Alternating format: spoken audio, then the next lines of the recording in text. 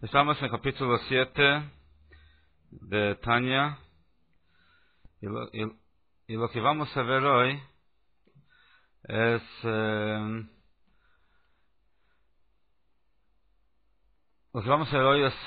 cómo es la naturaleza y qué es lo que significa el alma animal.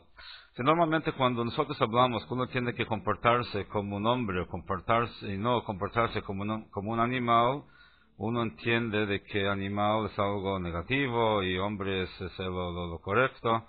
Pero la pregunta es qué significa lo correcto, ¿no?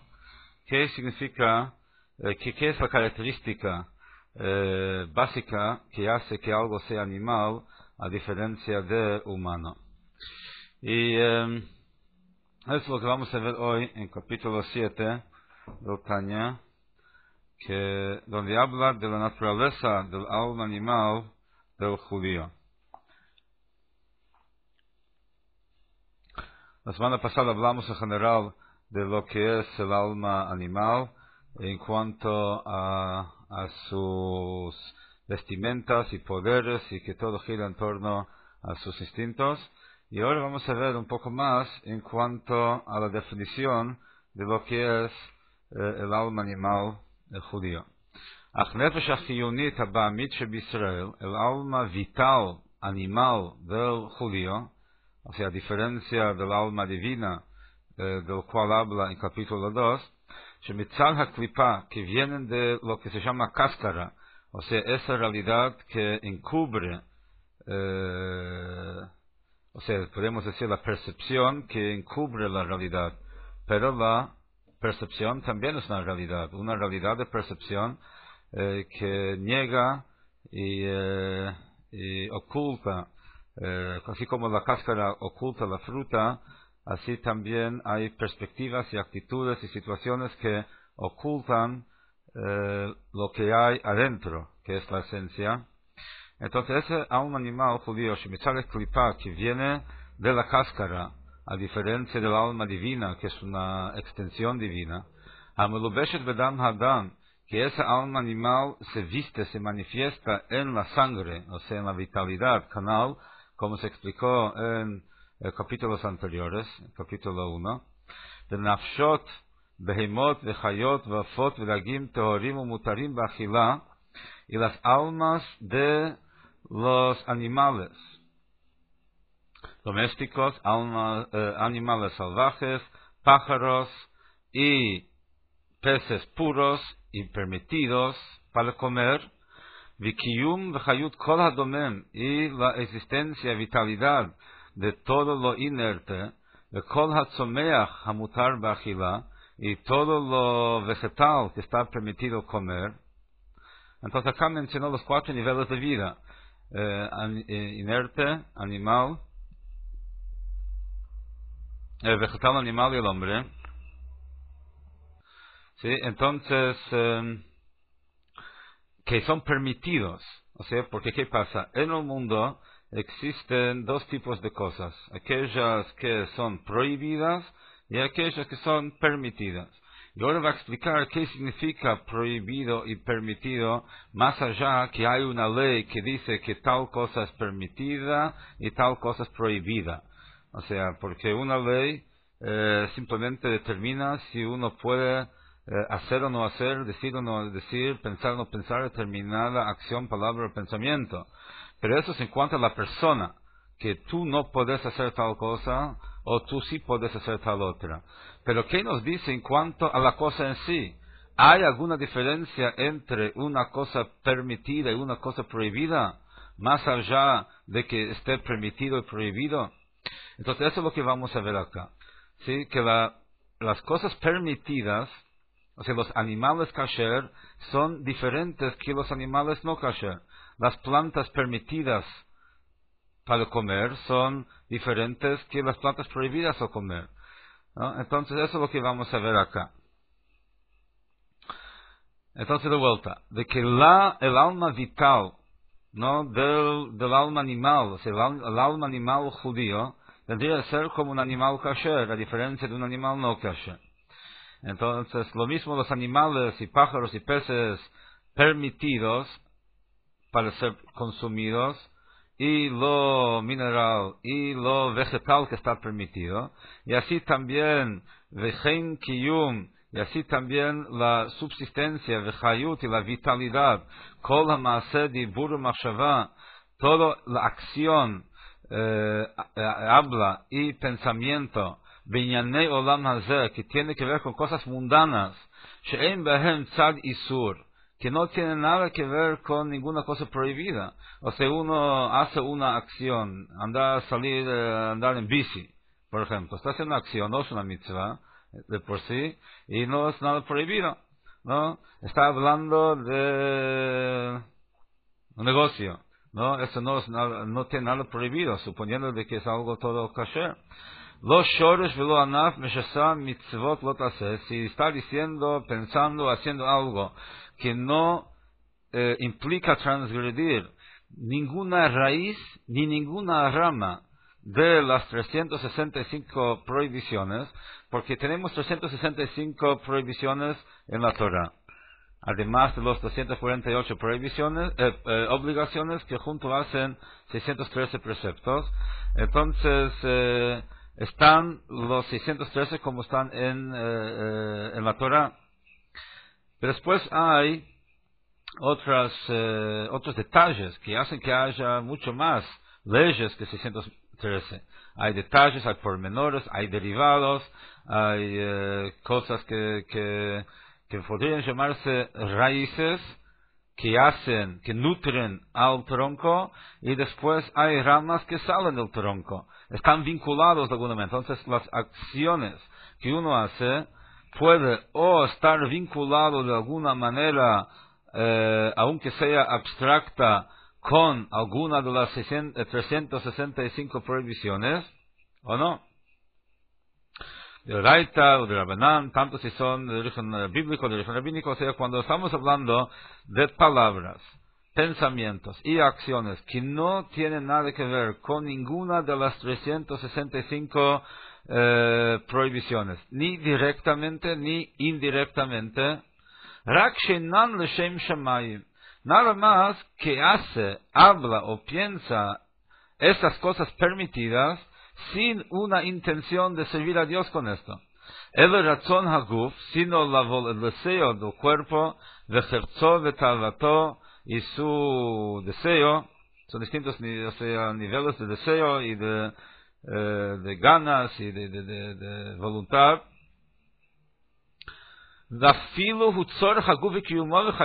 Inclusive si se trata acá de una acción que tiene que ver con vivir, o sea, come para vivir, no está comiendo ni comida que simplemente tiene ganas de comer, está comiendo para vivir.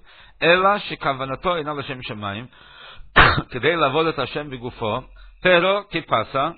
No está pensando en el momento de comer que está comiendo para vivir, pero está viviendo para servir a Hashem. ¿No? Si uno puede comer para vivir, pero ¿por qué vivir? Entonces uno puede decir vivir, ¿por qué? Porque quiero vivir. O decir no, quiero vivir porque quiero servir a Hashem. Entonces cuando una persona come, aunque sea para vivir, no simplemente para satisfacer sus ganas de comer, sino de que come conscientemente lo sano y lo necesario para estar sano y vivir, pero no está pensando en ese momento de que quiere vivir para servir a Hashem, lo adifi maaseh dibur machshavot eilu, entonces estas acciones, palabras y pensamientos no son mejores min nefesh hachiyunut habamid ve'atzma. Entonces es nada más que una expresión de su alma animal. O sea, cuando una persona hace algo por instinto, eso es lo que significa animal. Animal es cuando uno hace algo instintivamente. Aunque sea, digamos, correcto, ¿no? Pero sí es simplemente pensando en sí mismo y su supervivencia como un fin en sí mismo, sin pensar en un fin superior, entonces es una expresión de su dimensión animal. Y como dijimos, animal puede ser puro, pero sigue siendo un animal. Entonces, cuando una persona hace algo motivado simplemente por su deseo personal, entonces es nada más que una expresión de su faceta animal. Animal kasher, animal puro, pero animal. והכל כאשר לכל נשפע ונמשך ממדרגה שנית שבקליפות יסתרה אחרה, שהיא קליפה רביעית הנקראת קליפת נוגה שבעולם הזה, נקרא עולם העשייה, רובו ככל הרע, רק מהטוב מעורב בתוכה. Bueno, entonces lo que dice es, והכל כאשר לכל. Entonces todo esto, de donde deriva su energía, de donde deriva su vitalidad, todo viene del segundo nivel en las clipot, והכל כאשר לכל, y todo Nishpa venimshach recibe su vitalidad y proviene mi madriga hashenit shebaklipot, del segundo nivel en klipot, de klipot son las cáscaras, visitra achra y el otro lado, que son dos eufemismos que se refieren a toda esa realidad en el mundo que es lo que oculta y impide obstruye a la esencia divina, Shehi Klipa Revi'it. Eso es la cuarta clipa, la cuarta cáscara, a diferencia de las tres cáscaras totalmente impuras sobre las cuales habla en el capítulo anterior, en capítulo 6. Aquí la cuarta cáscara se llama Hanikret Klipat Noga, que se llama una cáscara brillosa, o sea, una cáscara translúcida, Shebe Olam Hazeh, que hay en este mundo físico, Hanikra Olam Ha'asiya, que se llama el mundo de la acción, que es lo que es nuestro mundo, el mundo en el cual, la realidad en la cual nosotros vivimos es la realidad de la acción. A diferencia de otras realidades, que son realidades más abstractas, realidades intelectuales, realidades espirituales, este mundo, la particularidad de este mundo es su faceta física, que es en este mundo donde el código principal es la acción. Ruboki Kulora, la mayoría, tanto como si fuera casi la totalidad, es malo. Rak miat tov murav betocha, solamente un poco de bien está entremezclado en este mundo físico. Pero este mundo físico en general es un mundo donde la mayor parte de lo que ocurre acá es malo. O sea, la mayor parte de las cosas acá se realizan en el plano de la acción, sin tener que justificarse espiritualmente. שממנה באות מידות טובות שבנפש הבאמית שבישראל כמו שנדבר לעיל. De esta cáscara translúcida, que es una mezcla de luz y oscuridad, a diferencia de algo transparente, que no obstruye la luz, y a diferencia de lo opaco, que obstruye totalmente la luz, algo translúcido permite pasar la luz, pero no totalmente. O sea, es una mezcla de oscuridad con luz.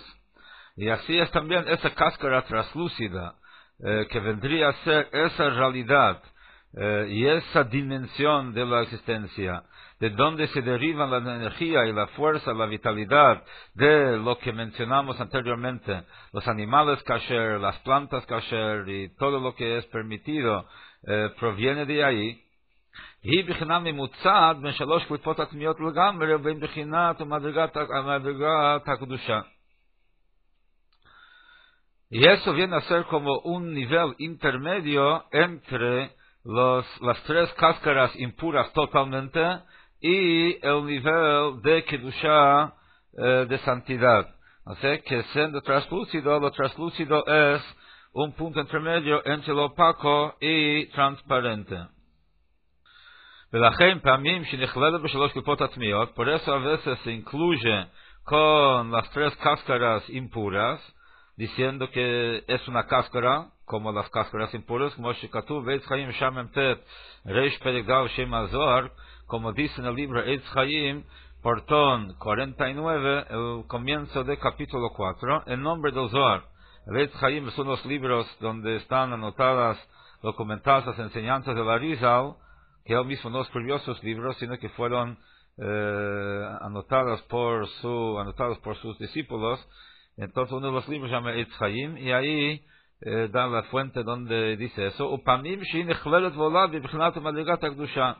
Y a veces eso puede transformarse en kedusha. O sea, la cáscara translúcida puede transformarse en algo totalmente impuro, como puede transformarse en algo totalmente sagrado.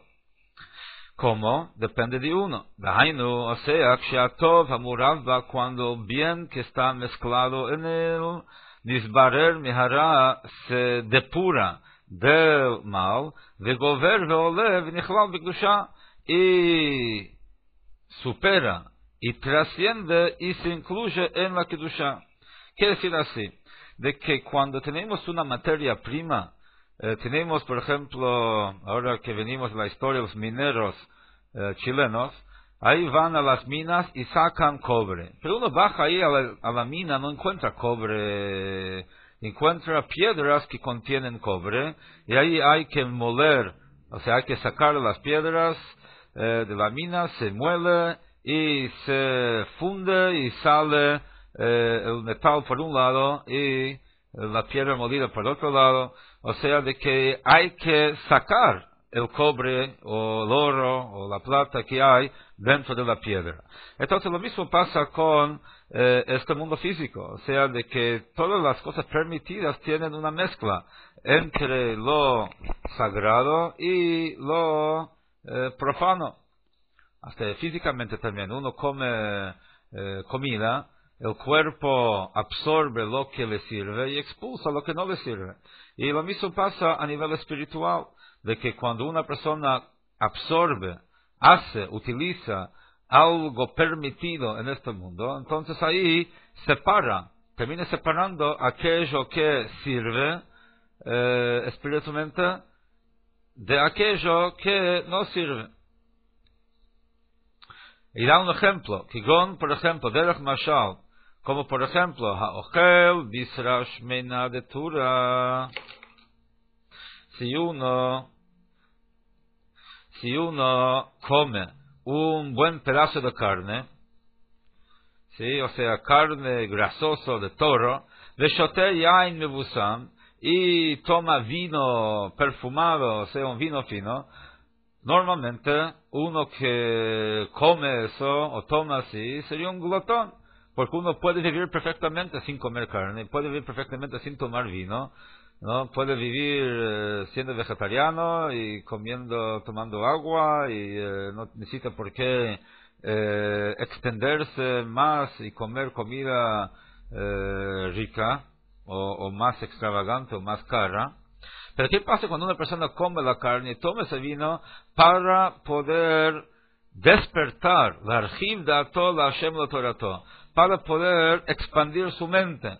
O sea, que come algo rico para poder sentirse mejor, para de esa manera poder servir a Dios mejor, o entender a Dios mejor, o estar más motivado y más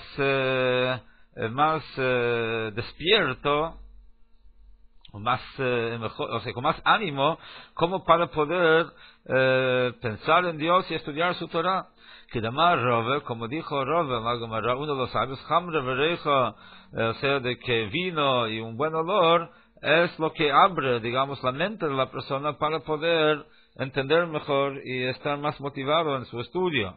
Entonces ahí, ¿qué pasa? Está tomando algo que normalmente uno utiliza para simplemente satisfacer su glotonería, y acá uno puede utilizar la carne kasher y vino kasher para mejorar sus condiciones, para poder servir a Dios mejor. Entonces ahí está utilizando esto para servir a Hashem. O, por ejemplo, Bishvil, כדי לקיים מצוות עונג שבת ויום טוב, o come un buen pedazo de carne, un buen vino, para honrar al Shabbat, siendo que en Shabbat una manera de cumplir las cosas que hay que cumplir en Shabbat es tener placer, y cuando uno tiene placer físico en Shabbat, con eso está honrando al Shabbat. Entonces cuando una persona come una buena comida, toma un vino fino en Shabbat para honrar al Shabbat, ahí está transformando, utilizando esos elementos físicos como una manera de servir a Hashem. Azai nitbarer chayut habasar vayayin. En ese caso, o en estos casos, está depurando la vitalidad de la carne y del vino, shea nishpa miklipat noga, que venía de la cáscara translúcida, veolel Hashem que olavo que korban. Entonces, siendo de que esa carne y ese vino tiene dos potenciales. Uno puede comerlo solamente para satisfacer su cuerpo, o comerlo para mejorar sus condiciones de servir a Hashem. Entonces, cuando lo utiliza para el fin de servir a Hashem, está manifestando y depurando, elevando, expresando esa dimensión, ese potencial en la carne o en el vino, y lo está transformando y elevando como si fuera un sacrificio. Un sacrificio en el Beit HaMikdash también se hacía con un animal. Y ese animal se transformó en algo espiritual. Esa es la idea de Korban. Korban significa sacrificio, o sea, se traduce como sacrificio, pero Korban viene la palabra de karev, acercar. El objetivo de los sacrificios fue elevar al animal a un nivel espiritual. De hecho, todo el tema del Korban elevaba no solamente al animal, sino transformaba al animal y a toda la creación. ¿Por qué? Porque junto con el animal, los que están estudiando las halajot de Rambam últimamente ven de que con los animales también se traía una libación de vino y también ofrendas de harinas y aceite, o sea, del mundo vegetal. Con cada sacrificio había que traer sal, que es el mundo mineral, y cada sacrificio fue realizado por medio del hombre, que es del nivel de hombre. Entonces, aquí en cada sacrificio cada korban, habían representantes de los 4 niveles de vida: mineral, vegetal, animal y el hombre. Y cuando traían el sacrificio, elevaban no solamente los representantes específicos, sino con ellos se elevaba todo ese reino de vida que ellos representaban. O sea, esa es la idea de un korban: tomar algo físico y transformarlo, elevarlo a algo superior, a algo espiritual. Hay gente que no entiende eso. O sea, mira un sacrificio, dice, mira qué pérdida tomar un animal y destruirlo arriba del altar. Podían darle mayor beneficio dejándolo vivir o comiéndolo. Y bueno, la pregunta es, si uno lo dejara vivir, ¿qué pasaría? Seguiría siendo animal. O sea, seguiría siendo animal y nunca saldría de su condición de animal. Si uno lo comería, podría hasta bajarlo a un nivel inferior al animal. Porque cuando una persona come el animal y utiliza esa fuerza para transgredir la voluntad de Dios, o sea, la fuerza que obtiene al haber comido el animal, con esa fuerza transgrede la voluntad de Dios, está bajando al animal a un nivel inferior. El animal no puede transgredir la voluntad de Dios. El hombre sí, y si el hombre lo hace con la fuerza, la energía que obtiene al comer el animal, está bajando el animal a un nivel inferior.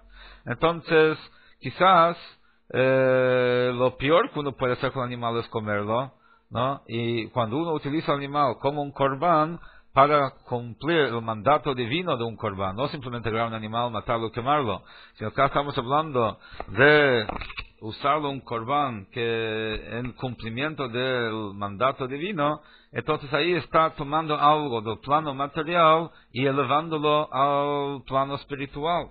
Y lo mismo pasa cuando nosotros comemos carne y con esa fuerza servimos a Dios. Entonces logramos también elevar el animal a un nivel superior, como si fuera un sacrificio.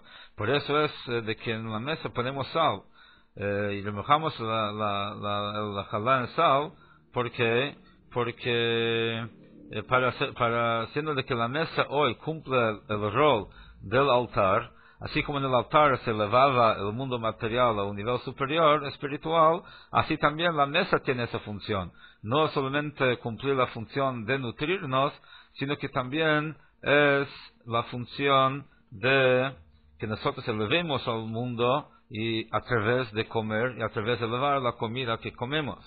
Que eso lo explico más adelante en el Tanya.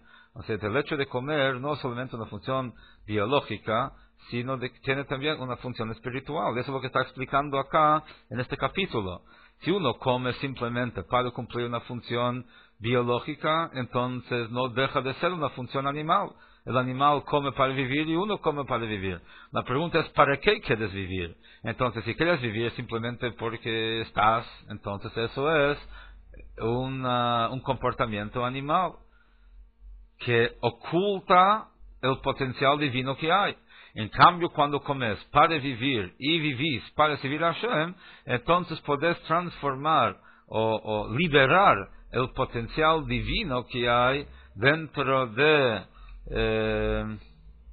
la comida que estás comiendo, y en este caso, en vez de ser algo que nutre tu dimensión animal, en vez de ser algo simplemente que responda a tu necesidad biológica, es algo que tú utilizas como herramienta para lograr tu objetivo espiritual. Transformas eso, o activas, o das expresión a la dimensión espiritual que hay. Encontramos en una historia que expresa eso de una forma impresionante. Dice la Torah que cuando Moshe Rabbeinu anunció que hacía falta construir el Mishkan y que todo el mundo tenía que donar y que cada uno donara lo que quería para poder construir el Mishkan, vinieron las mujeres y donaron sus espejos de cobre pulido. Y cuando vinieron a Moshe con estos espejos, Moshe dijo: yo no quiero aceptar estos espejos, porque son instrumentos de vanidad. El Mishkan es un santuario para Dios, es una construcción de valor espiritual máximo. ¿Y cómo vamos a utilizar elementos que son instrumentos de lo contrario, son antitéticos, son instrumentos de vanidad, cuando el templo es una estructura que inspira al hombre a abnegarse frente a Dios y no a expresar su propia vanidad y su propia importancia? Entonces Dios intervino y le dijo a Moshe: Moshe, acepta estos espejos, porque estos espejos en particular no son instrumentos de vanidad, sino que son instrumentos de santidad del mayor nivel. Estos espejos son espejos que usaron las mujeres en Egipto para engendrar con gran sacrificio una nueva generación del pueblo. ¿Por qué? Porque el faraón, para subyugar a los judíos, una de las tácticas que utilizó fue mandar a los hombres lejos de sus casas para trabajar en los campos, para de esa manera asegurar de que ellos no iban a tener la fuerza de poder procrear. ¿Qué hicieron las mujeres? Las mujeres salieron a los campos, porque eran tan lejos que los hombres no tenían ni fuerza de volver a sus casas y volver al campo.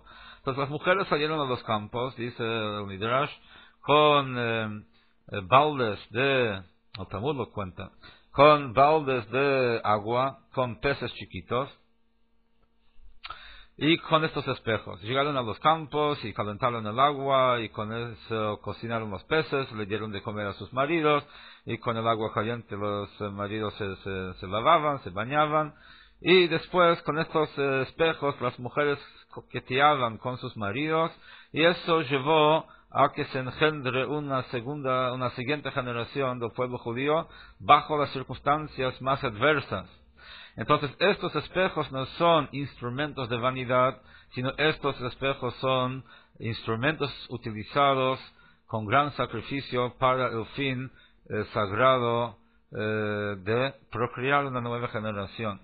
Efectivamente, Moshe Rabbeinu tomó estos espejos, los fundió y de su metal confeccionaron la pileta de agua, de cuyas aguas los Kohanim purificaban sus manos y sus pies antes de entrar al Mishkan a realizar los diversos servicios. O sea, de que los Kohanim, que representaban al pueblo judío en el Mishkan, antes de entrar a hacer toda su labor, su servicio tan sagrado, purificaban sus manos y sus pies de aguas provenientes de la pileta confeccionada de los espejos de esas mujeres. O sea, aquí lo que vemos es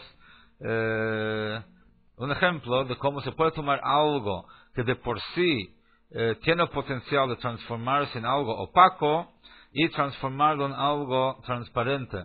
Tomar algo que normalmente niega la voluntad de Dios y acentúa el ego del hombre y transformarlo en un elemento que representa la subyugación del ego y la manifestación de voluntad divina.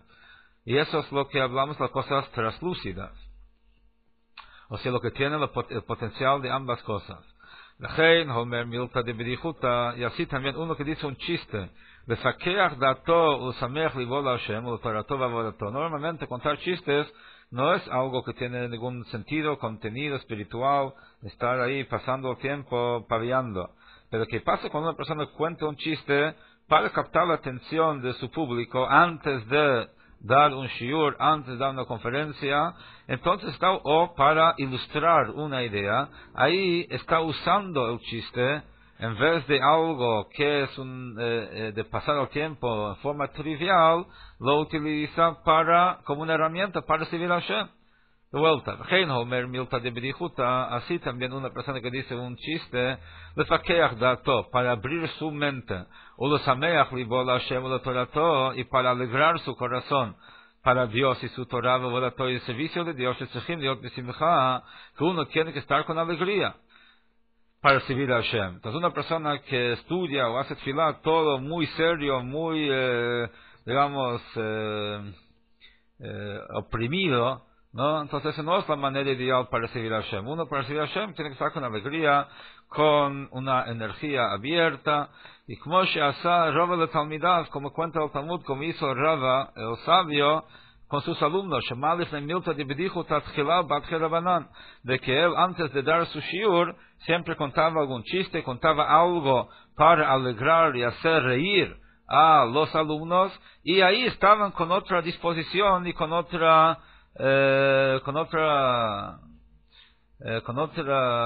disposición para estudiar y para escuchar. Entonces, ¿qué quiere decir acá?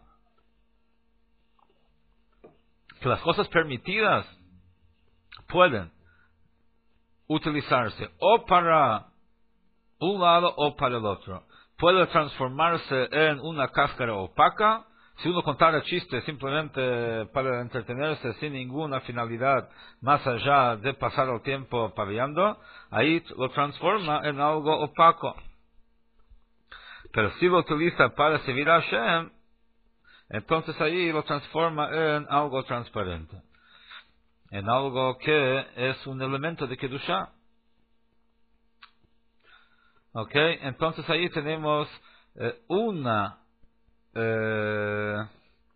forma de utilizar las cosas de lo que denominamos cáscaras translúcidas, cuando uno lo utiliza para servir a Hashem. Pero ahora va a describir la otra posibilidad.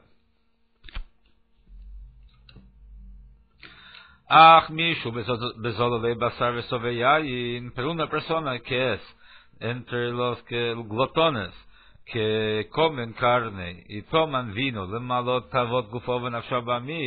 solamente para satisfacer el deseo de su cuerpo, su alma y su alma animal,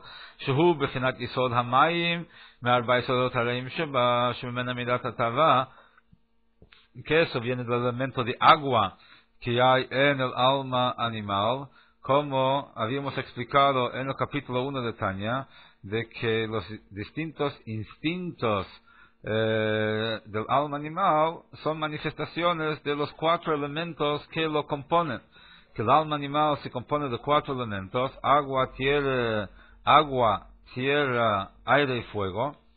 Entonces aquí está explicando cómo es el elemento de agua en el alma animal, y es la búsqueda de placer. Entonces, cuando una persona come solamente para satisfacer su deseo de comer, eso responde a una motivación que proviene, está motivado del elemento de agua en el alma animal. הנה, a través de eso, yored chayut habasar v'hayayin shebekirbo, a través de eso, la vitalidad de la carne y del vino baja de su nivel, porque estaba en el nivel de cáscara translúcida, y ahora, cuando uno come solamente para satisfacer al alma animal, entonces se transforma en una cáscara opaca.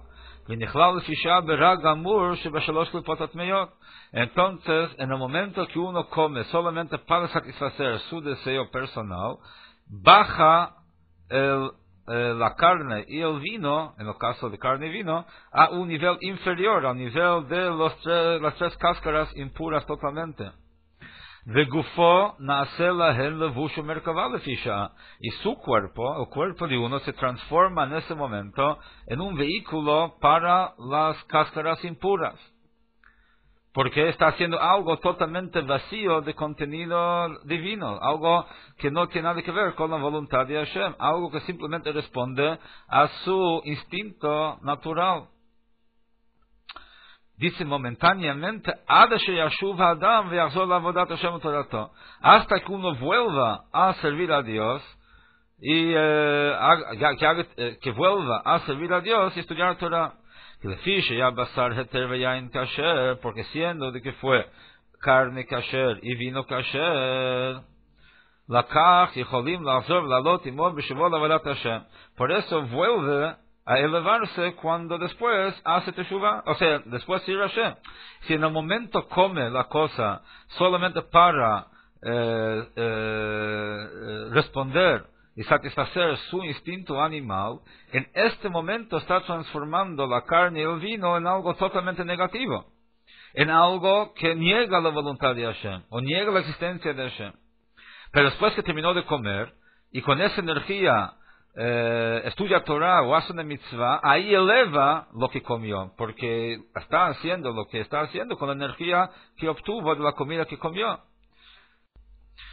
Okay, entonces cuando uno está comiendo la carne o vino, lo que fuera, o cualquier comida de hecho, solamente para satisfacer su instinto animal, en ese momento lo está transformando en algo negativo, opaco. Pero después que terminó de comer, estudia Torah y hace una mitzvah, entonces, y siendo que lo está haciendo con la energía obtenida en la comida que comió, entonces lo que comió se eleva, ahora es parte de su servicio a Hashem.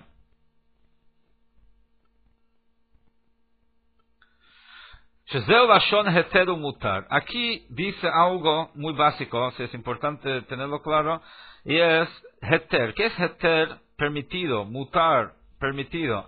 También significa suelto. La palabra mutar significa suelto, no solamente permitido, sino suelto. ¿Por qué? ¿Qué tiene que ver suelto con permitido?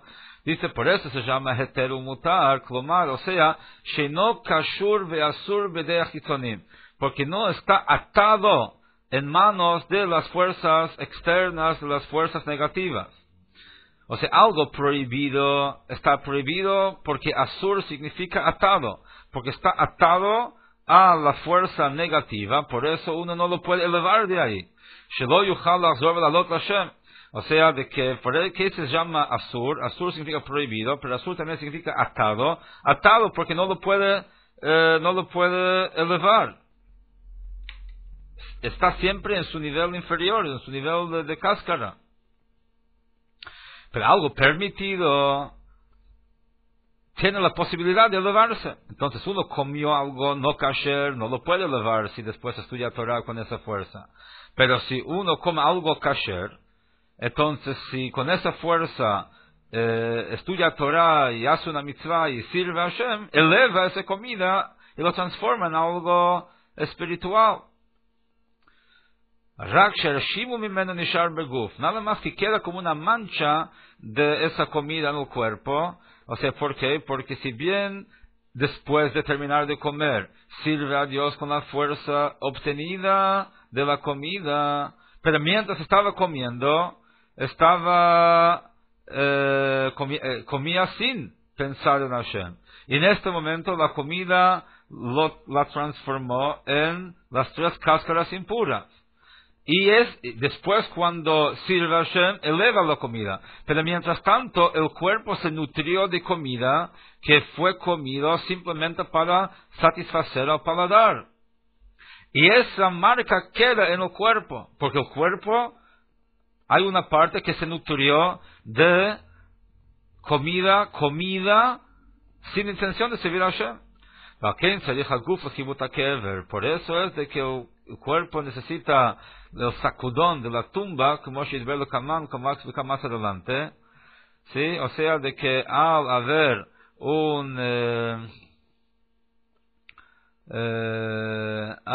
digamos, un residuo que quedó en el cuerpo de lo que uno comió sin la intención correcta, entonces por más de que luego utiliza esa energía para servir a Hashem, y la comida se eleva, pero en el cuerpo quedó una marca de ese interín que no utilizó esa comida para servir a Hashem, o la comió sin la intención de servir a Hashem.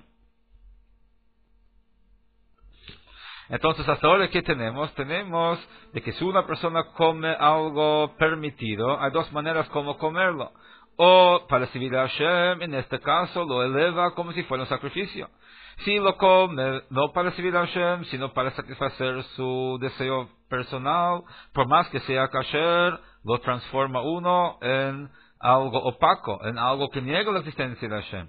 Y si después utiliza esa fuerza para servir a Hashem, lo eleva.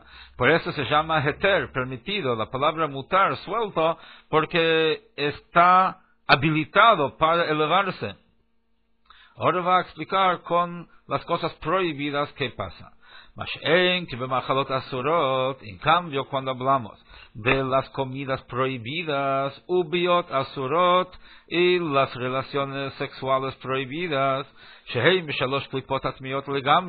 que eso viene de las 3 cáscaras impuras totalmente.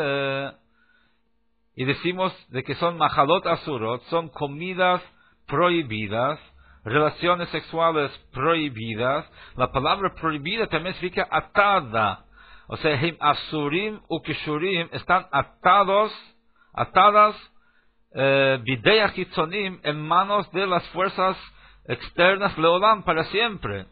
Vein olim misham, y no pueden surgir de ahí, no pueden elevarse ad ki yavo yomam, hasta que llegue el día, veyibula hamavet lanetzach, y se va a anular la muerte eternamente, o sea, después que venga Mashiach, y se anula toda la fuerza impura en el mundo, y se anula hasta la muerte significa la muerte, pero la muerte significa también, ¿qué es la muerte definitiva? La muerte es un cuerpo sin alma, es algo físico sin su función espiritual. Entonces, así también, uno puede ser vivo y muerto, o sea, cuando su vida es nada más algo que expresa su dimensión física, vacío de un contenido espiritual, es como si fuera un cadáver. Un cadáver también existe, pero no funciona. Entonces, una persona que existe y come y camina y respira, pero no cumple con su función, es como si fuera un cadáver. Por eso dicen nuestros hajamim, de que tzadikim b'mitatan kruim chayim, los tzadikim después que fallecen están considerados vivos, porque su verdadera vida es su función, y su función sigue, y efecto sigue, aún después que físicamente no estén. En cambio, los Reshayim, dice, se llaman muertos aún en su vida. ¿Por qué? Porque toda su vida gira en torno a su existencia, que es algo pasajero. Entonces, la idea acá, cuando el Mashiach va a venir y se va a anular ese tipo de existencia, o sea, algo muerto, sin su vitalidad y función, manifestación divina, entonces ahí todas esas cosas se van a elevar, como Shekatuf, como dice, como dice el pasuk, de que voy a hacer pasar, o sea, voy a remover, voy a eliminar el espíritu de la impureza de la tierra. Entonces ahí es de que estas cosas, esas comidas prohibidas y relaciones prohibidas, toda esa energía negativa que tienen va a dejar de existir. Y seguimos, o hasta que haga una teshuva tan grande,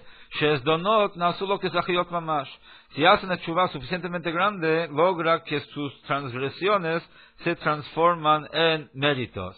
שהיא תשובה מאהבה מומקד לליבה, באהבה רבה וחשקה ונפש שוקקה ודווקא בו יתברך. O sea, hay distintos niveles de teshuva. ¿Qué significa teshuva? Teshuva significa volver, de hecho. No es arrepentimiento, sino retorno, retornar. ¿Retornar a dónde? Retornar a la condición inicial en la cual, y esencial de uno, que es una conexión con Hashem. Ahora, ¿cuáles son los motivos que llevan a que uno abandone su pecado y vuelva a su relación con Hashem? Hay distintos niveles. Uno puede tener teshuva por temor, puede tener teshuva por amor, puede tener teshuva, vuelvo por temor al castigo, puede tener teshuva por temor a transgredir la voluntad de Hashem más allá del castigo. Puede haber teshuva por amor, que quiere conectarse con Hashem. O sea, hay distintos niveles de amor. Y de acuerdo al nivel de amor, es el efecto retroactivo que hay en su pasado. Si uno hace teshuva por temor, logra transformar sus transgresiones intencionales en transgresiones sin intención. Si uno hace una teshuva intensa de amor a Dios, motivado por su amor a Dios, puede lograr que los actos negativos de su pasado se transformen en méritos. Y eso es lo que está diciendo acá. O si hace teshuva gdola kokach, si una persona hizo algo negativo, entonces, negativo significa algo prohibido, no puede elevarlo. Si comió un pedazo de carne no kasher, no puede elevarlo haciendo ahora una mitzvah con esta fuerza. No alcanza. Solamente puede, si hace una teshuva, que es un arrepentimiento de eso, una teshuva tan grande hasta que las transgresiones intencionales se transformen en méritos mismos. Que eso es cuando uno hace teshuva con amor, motivado por amor a Dios, de la profundidad de su corazón, con un gran amor, y deseo, y un alma deseoso, de dafka boit barach, para unirse a Dios,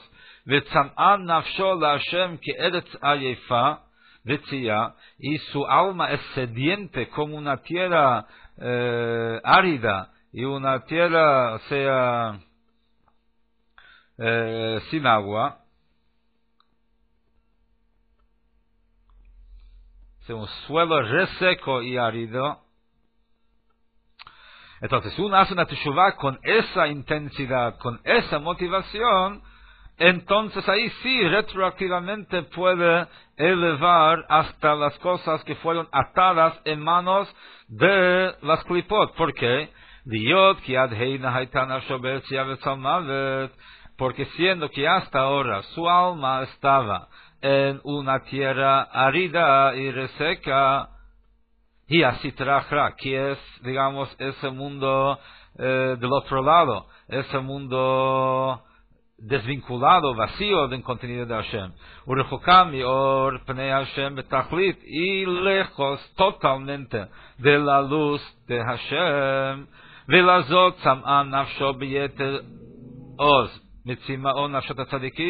Por eso su alma tiene una sed más intensa que la sed que tienen las almas de los tzadikim. O sea, ¿qué es lo que provocó esa necesidad tan profunda de conectarse con Dios? Es justamente su distancia, su desvinculación, su sed, que es más intensa que la sed que tienen las almas de los tzadikim. Que Mamaram Zal, como dijeron nuestros sabios, ¿sí? En el Talmud Berachot 34b, Bemakom Shabalei Tshuva Omdim, que en el nivel donde están los penitentes, en el nivel que logra uno que hizo un pecado y volvió, hizo teshuva, entonces los tzadikim no pueden estar ahí. Veal teshuva mi avar rabá zu, y referente a una teshuva motivada y proveniente de un gran amor de esta intensidad, Amru, referente a eso, dijeron nuestros sabios, es donot nasu lo que zachiyot, que sus pecados intencionales se transforman en méritos. ¿Por qué? ¿Cómo puede ser de que cuando una persona pecó y ahora hizo teshuvah, se entiende que de ahora en más es una buena persona? Pero ¿cómo podemos decir de que retroactivamente el pecado que hizo en el pasado ahora se transforma en un mérito? Dice Notanya, porque ¿qué es lo que lo llevó a tener ese amor intenso a Dios? Justamente su distanciamiento. Si no hubiese caído tan bajo, nunca hubiese despertado en él las ganas tan intensas de conectarse con Hashem. Resulta entonces de que ese pecado intencional fue catalizador para despertar en uno ese retorno tan intenso hacia Hashem. Por lo tanto, es de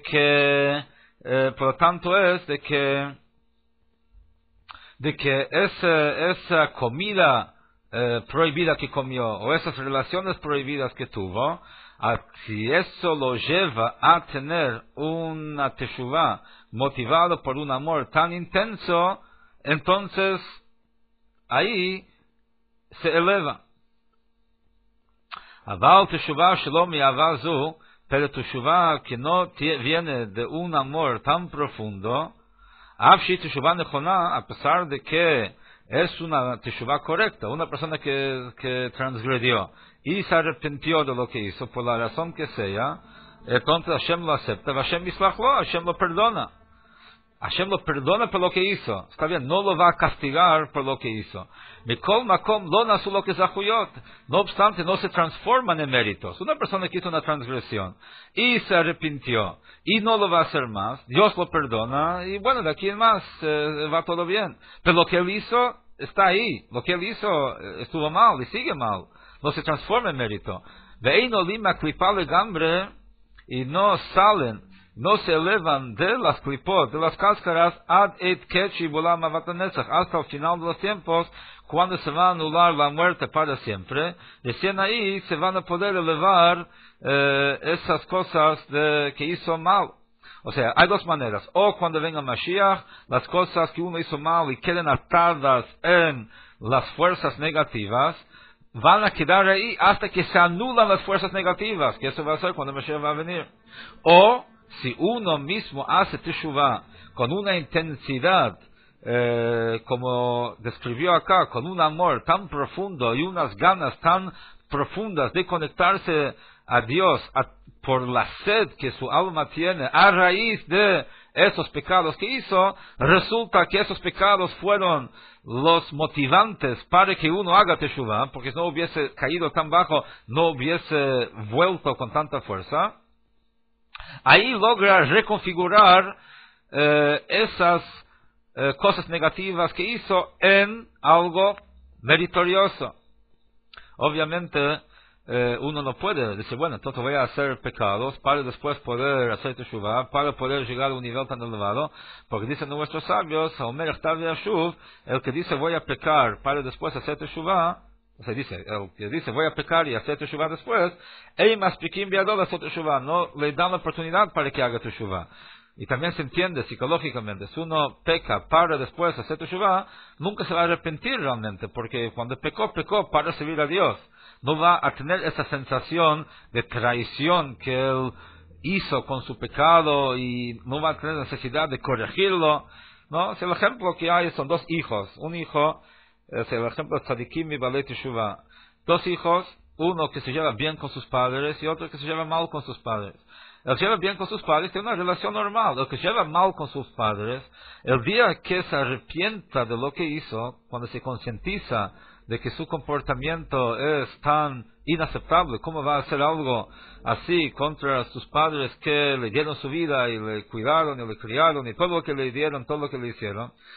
Entonces, y se arrepienta, ahora para corregirlo, su vínculo con sus padres va a ser mucho más intenso que el vínculo que un hijo normal tiene con sus padres. Si un hijo que nunca hizo nada malo con sus padres, no tiene ese remordimiento y no tiene la necesidad de recuperar o de arreglar el daño que hizo. En cambio, uno que sí tuvo esa misma experiencia puede lograr que uno ahora tenga una conexión mucho más intensa de la que tiene el hijo que no tiene esa cola de paja. Entonces ese es el tema de un Baal Teshuvah versus un tzadik que nunca pecó no tiene esa culpa que tiene que superar. El que sí transgredió tiene que ahora esa misma transgresión lo lleva a un vínculo mucho más intenso.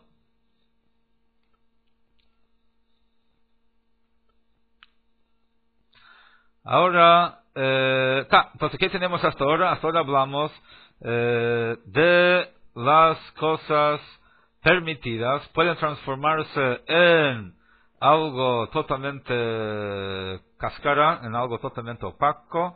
Puede transformarse en Kedushá, en algo que manifiesta la voluntad de Hashem. Por eso se llama mutar, permitido, suelto, porque uno puede elevarlo.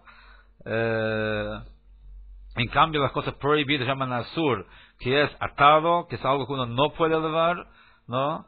No puede elevarlo hasta que venga Mashiach, que se anulan las fuerzas negativas. Entonces ahí ya no queda en manos de lo negativo, o hasta que uno haga teshuvah por amor a Dios con una intensidad tal que logra redefinirlo retroactivamente.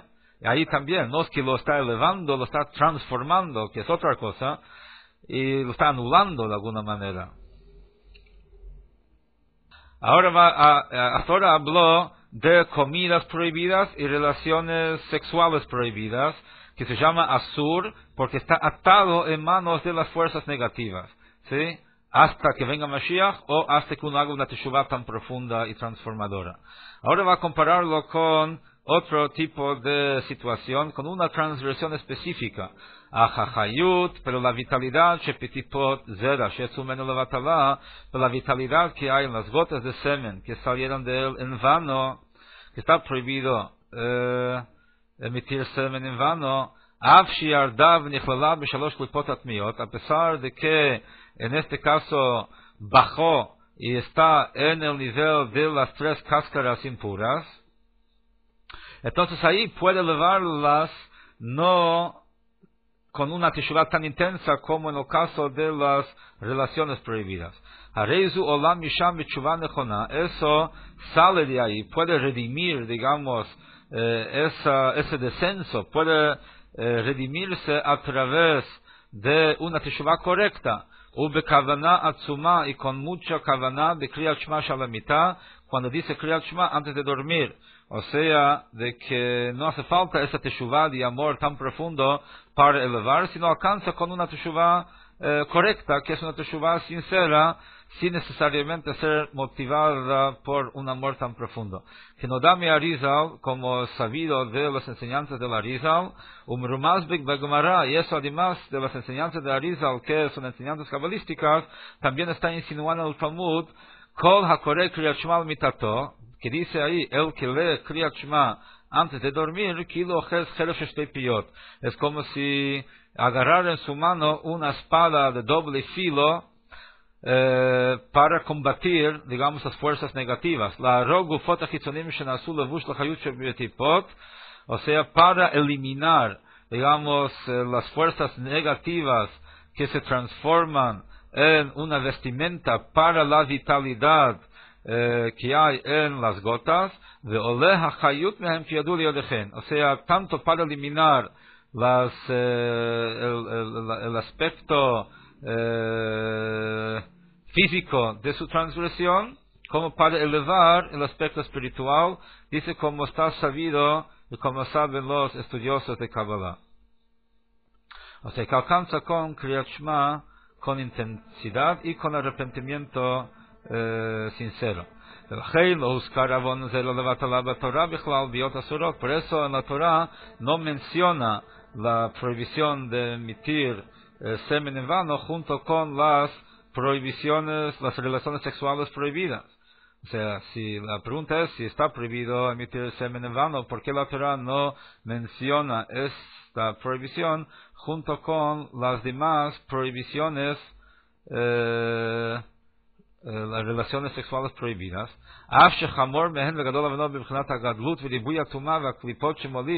o sea, a pesar de que en cierta manera emitir seno en vano es más grave que las relaciones sexuales prohibidas, en cierto aspecto. Dice en cuál aspecto, en cuanto a la grandeza de ribuy hatuma y la cantidad de impureza, la clipot y cáscaras, shemolit, que engendra, umarbeb, bemeod miod, betzera zelevatala, que engendra a través de emitir semen en vano, yoter mibiot asurot, más que a través de las relaciones sexuales prohibidas. ¿Por qué? Porque en cuanto a la relación sexual, está prohibido tener una relación sexual con la persona que está prohibida, pero es una relación con esta persona, es una transgresión. En cuanto a emitir semen en vano, el semen no es solamente una unidad, hay muchas espermatozoides que uno está destruyendo a través de emitir el semen en vano. Entonces ahí es una cantidad en cuanto a multitud. Es como nosotros encontramos en cuanto en sentido positivo, en cuanto a tzedakah. En tzedakah hay dos formas de dar tzedakah. O das una cantidad grande una vez, o das muchas veces cantidades pequeñas. O sea, si una persona tiene 100 pesos para dar tzedakah, puede darlo todo junto, o puede dar en 100 oportunidades 1 peso. ¿Cuál es mejor? Depende. Hay una ventaja en dar mucha cantidad de una vez y hay otra ventaja en dar una cantidad en muchas veces. Entonces acá hay algo parecido. Sí, entonces sí, cuando uno tiene una relación prohibida es una transgresión grande, pero una. Cuando uno emite semen en vano es una transgresión menor, pero en cierta forma es peor porque engendra mucho más transgresiones, por más de que es de un grado menor. רק שבביאות אסורות מוסיף כוח וחיות בקליפה טמאה ביותר עד שלא יכול לעלות משם החיות בתשובה. Lo que pasa es cuando tiene relaciones prohibidas, ahí es que da vitalidad a la clipa y no lo puede liberar de ahí sino es a través de la teshuva intensa que dijimos antes. En cambio, ¿sí? O sea, el imken no puede redimir la energía, la vitalidad que introdujo dentro de la clipa, el imken hace teshuva mi avar rabakokach hasta que haga teshuva por medio de un amor tan intenso a Dios, hasta que sus transgresiones las transforma en méritos. En cambio, en el caso de emitir semen en vano, no hace falta una teshuva tan intensa, alcanza con una teshuva sincera y kavaná y la intención en Kriyat Shema. Sí, entonces eso es lo que está explicando acá, la diferencia entre esas dos avirot, o sea, de que en el caso de relaciones, ahí introdujo una energía de su alma dentro de un plano, de un mundo impuro, y no lo puede sacar de ahí hasta no hacer la transformación a través de Teshuvah Mi'ava. Y con esto se puede entender lo que dijeron nuestros sabios. ¿Cuáles son las transgresiones que uno no puede corregir ni siquiera con Teshuvah? Una persona que tuvo relaciones sexuales prohibidas y engendró de esa unión un bastardo. Aclaro de que no todas las relaciones prohibidas engendran bastardos, ¿no? Pero ese es otro tema, en cuáles casos sí, en cuáles casos no. Pero cuando se trata de una relación prohibida,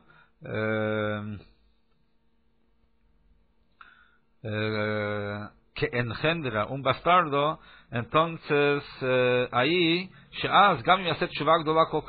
aún en este caso, aun que haga una teshuva tan intensa, la teshuva de Ahava, y no puede en ese caso elevar la energía la vitalidad a la Kedusha, porque ya bajó en este mundo físico,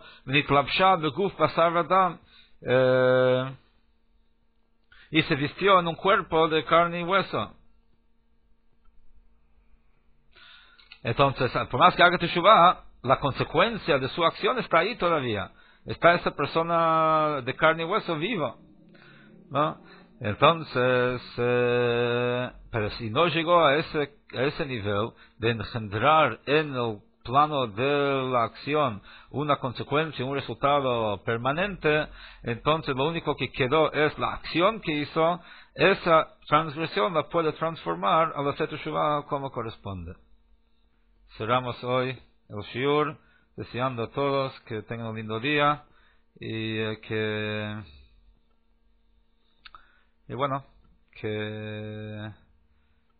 puedan aplicar todas esas enseñanzas en tener una vida mejor. O sea, el punto básicamente acá, y es interesante solo para cerrar una reflexión que quise decir antes, que es, normalmente la gente entiende que el objetivo en la vida y la felicidad viene cuando uno puede expresarse y hacer lo que uno quiere. Creo que el mensaje del capítulo de hoy es de que el objetivo, la consigna en la vida no es expresarse, sino trascenderse. O sea, hacer algo que va más allá de la satisfacción personal. Y eso es lo que trae verdadera satisfacción a la persona. Entonces lo que dice, cuando uno come simplemente porque tiene ganas, eso en definitiva no es algo que le trae felicidad. Lo que trae felicidad es cuando uno puede hacer algo más allá de su autoexpresión, cuando come para cumplir con un objetivo superior. Eso es lo que realmente da sentido a la vida, y eso es lo que buscamos, y eso es lo que Hashem nos dio a través de la Torah. Nos dio la manera de poder en cada área de nuestra vida, si son los estudios, si es la comida, si es la bebida, si es tener relaciones, todo lo que sea en el mundo puede tener el objetivo de satisfacerse. En este caso uno se está transformando en un animal, o puede tener la manera de trascenderse, o sea, hacer todas esas cosas para servir a Hashem, y ahí uno se trasciende y se eleva a un nivel superior, inclusive a los ángeles. Inclusive superior a los ángeles, porque los ángeles no pueden elegir. El hombre puede elegir, y cuando opta por ignorar su instinto animal y cumplir con las necesidades animales para un fin superior, entonces ahí llega un nivel inclusive superior a los ángeles. Muy bien, que tengan un lindo día y L'Shana Abba B'Yerushalayim.